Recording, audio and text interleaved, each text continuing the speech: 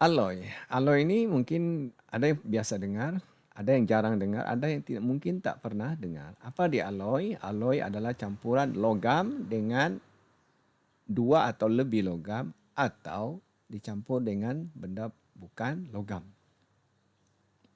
Contoh paling senang keluli. Keluli ialah yang kita panggil besi. Sebenarnya keluli itu yang digunakan untuk buat jambatan, buat bangunan. Keluli, logam utamanya ialah besi dicampur dengan karbon. Karbon adalah bukan logam, arang. Okey, tapi setelah dicampur dijadikan keluli, keluli lebih keras berbanding logam asalnya iaitu besi dan tahan karat berbanding logam asal iaitu besi. Kita ambil logam ini. Kuprum dan zinc. Kuprum seperti yang kamu tahu adalah tembaga, biasa digunakan untuk membuat wayar. Kamu tahu lembut dan senang digunting, dipotong. Okey. Logam asal selalunya cirinya lembut. Campur zinc. Zinc tahulah yang digunakan untuk buat zinc atap. Bila dicampur dengan zinc, terbentuklah alloy yang biasa kita nampak tapi kamu tidak biasa dengan namanya, loyang. Dalam bahasa Inggerisnya brass. Okey.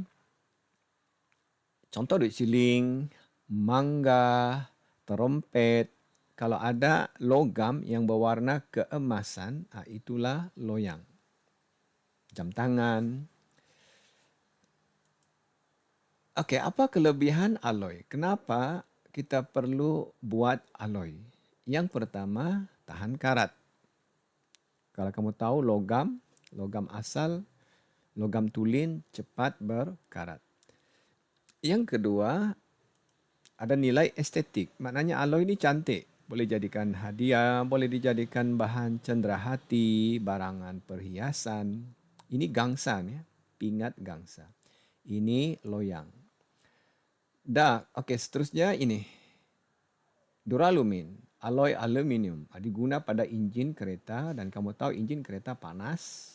Kalau logam itu tidak kuku, tidak kuat, tidak tahan haba, boleh retak, boleh lebur. Kalau logam asli boleh lebur. Sebab enjin sangat panas dalam tempoh yang sangat lama. Logam kita tahu kalau dipanaskan akan jadi lembut. Jadi digunalah alloy aluminium yang keras dan ringan. Kapal terbang sama juga. Pakai duralumin iaitu alloy aluminium. Cikgu lupa sudah campurannya. Tapi logam utamanya aluminium.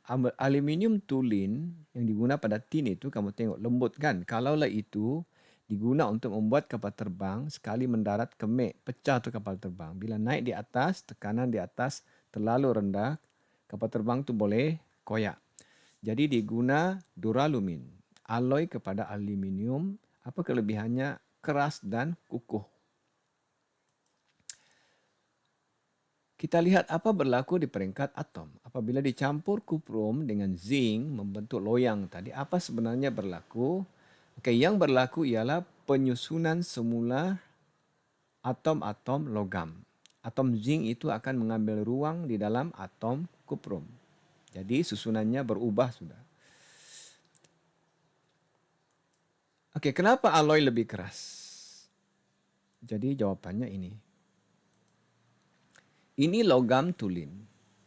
Bila kita ketuk, logam akan kemik. Kenapa? Sebab lapisan atom itu menggelongsor antara satu dengan lain. Jadi kemiklah tu logam.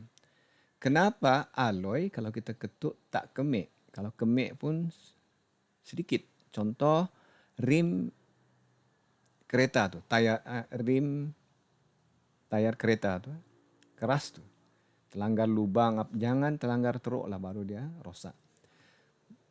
Okey, kenapa? Sebab bila ada atom asing akan menghalang lapisan logam itu menggelongsor antara satu dengan lain. Jadi akibatnya logam itu tidak kemik. Maknanya lebih keras.